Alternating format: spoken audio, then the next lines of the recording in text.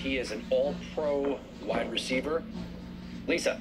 Yeah, Brandon Marshall, he's one of the biggest lightning rods in the NFL. As talented as he was and is on the field, he was always getting into trouble. He had a ton of police calls to his home. Yeah, when domestic violence. Domestic violence. I mean, he was like, he was kind of a train wreck there. He's one of only a handful of athletes who have ever come forward and acknowledged a mental health issue. When people mention an issue or a diagnosis, you know, we kind of roll our eyes. Oh, okay, so that's why you got in trouble. Okay. As if it were an excuse instead of an illness. Right, exactly.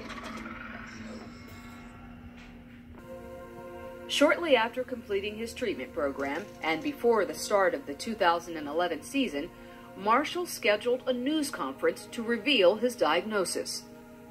I was like, sure, this is what you really want to do. Why were you so... Because I didn't want people, that's my child. That's my child. You know what I mean?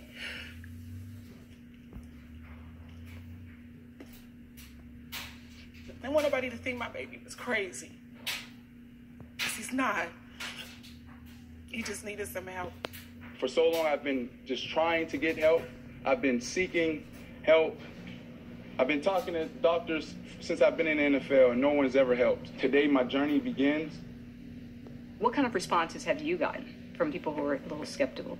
You definitely hear, you know, those stigmas. You'll hear, you know, go take some medicine, or which Brandon Marshall is this? You know, he's crazy, or he's blaming someone else. Since his announcement, Marshall has started a foundation. He also continues to speak publicly to raise awareness on mental health issues. Borderline personality disorder, there is no medication particularly useful for it. Instead, you change the brain through psychosocial interventions. Psychotherapies and social therapies change the size of the ventricles in the brains the same as medications can. I think this is a good idea. If you go on national TV and tell the world that you are cuckoo, your borderline personality, they're going to look at you as cuckoo. They're not going to look at you the way I look at you, you know? I said, and anything you do is going to be under the microscope from this point on, and they're going to say, aha, it's because of Brandon, his borderline personality. I knew it all the time, this guy's cuckoo. And I tried to talk him out of the tree, and I'm glad it didn't work.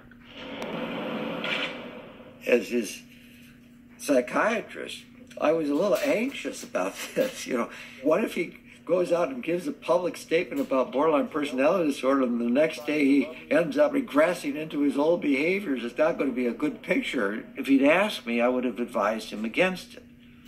Nonetheless, his having done it, you know, is a wonderful thing for the field, for all of mental illness, but particularly for borderline personality disorder, which is amongst the most stigmatized of mental illnesses. And the pride, the gratitude.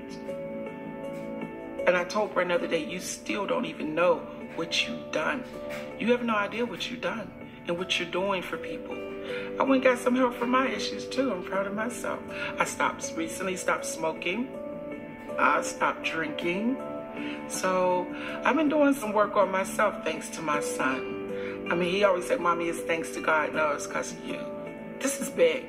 This is really big. And I'm just proud.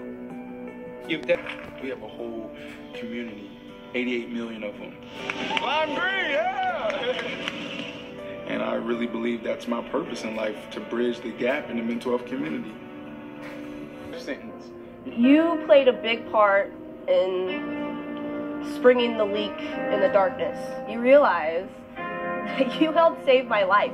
The only reason why I'm standing here today is to use my story to help others who may suffer from what I suffer from. I'm very thankful that Brandon went public.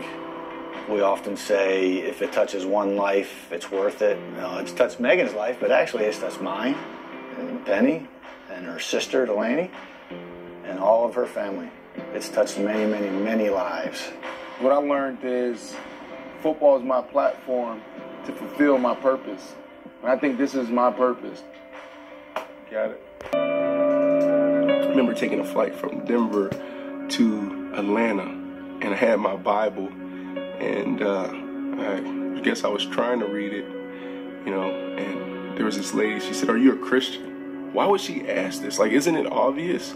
But the way she asked in her facial expression made me really dig a little deeper. She saw, you know, how hesitant I was. And she said, you know what? Just pray for clarity.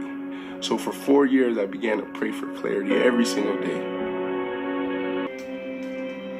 I took something up there to Boston, to Waltham, Massachusetts, that I don't think anyone else in those groups took with them. And that was Jesus Christ. Every single day, every single night, I got on my knees. And I just begged God for him to give me clarity. Same prayer. After a month and a half being up there, you know, it was like, man, I'm feeling something I never felt before. God's revealing himself to me in ways he never, you know, revealed himself to me. I remember having worship in my car by myself, listening to praise music. It was like, this is amazing. Like, I'm driving down the highway with my hands up. Like, what is this that I'm feeling? Like, I've been praying clarity for 4 years. I've been praying for the cycle to be broken for 4 years, and it's happened.